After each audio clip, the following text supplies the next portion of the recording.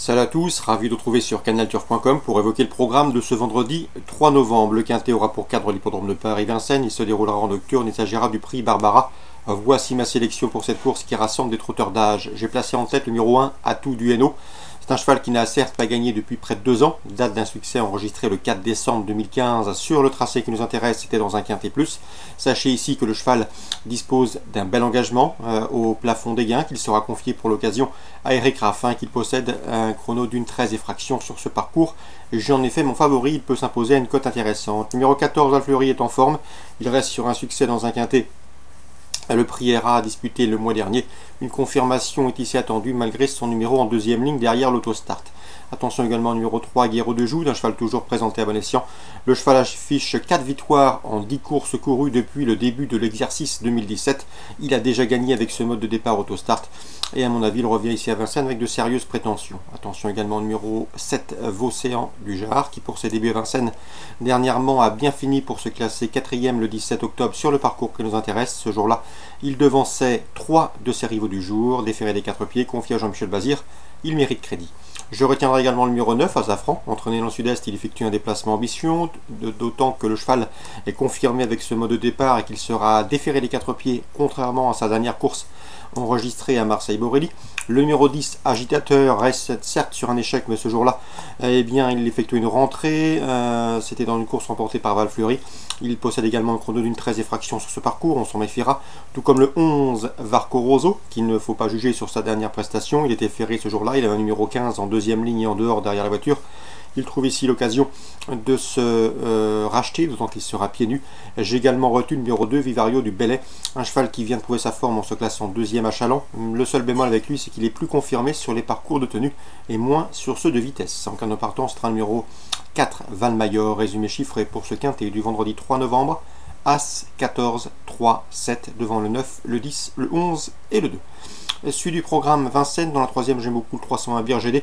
C'est le moins riche du lot, mais à mon avis le cheval n'est certainement pas le moins doué. Il est en retard de gain et peut faire sienne cette compétition. Le 413 duo à l'Olivry a gagné plaisamment, c'était dernièrement courant septembre sur le tracé qui nous intéresse et doit pouvoir confirmer dans ce lot.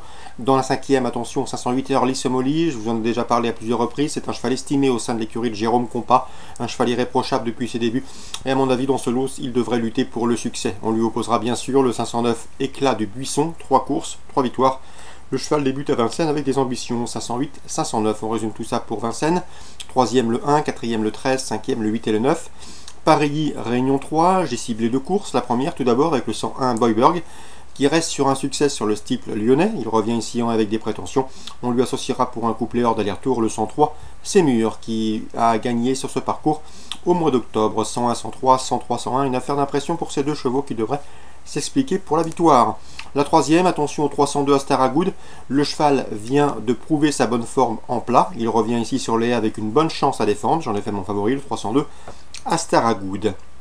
Concernant Bordeaux, Réunion 4, je sais que Thierry Glorière escompte de bons résultats, du 204 Folk du Pécos et du 206 Figue du Pécos, 2 éléments réguliers. Ils peuvent prendre leur revanche sur le 205, à savoir Essira Pompadour, qui les a dominés à l'occasion d'une sortie commune disputée et programmée le 13 septembre à Toulouse. Donc 204-206, qui à mon avis peuvent se tailler la part du lion.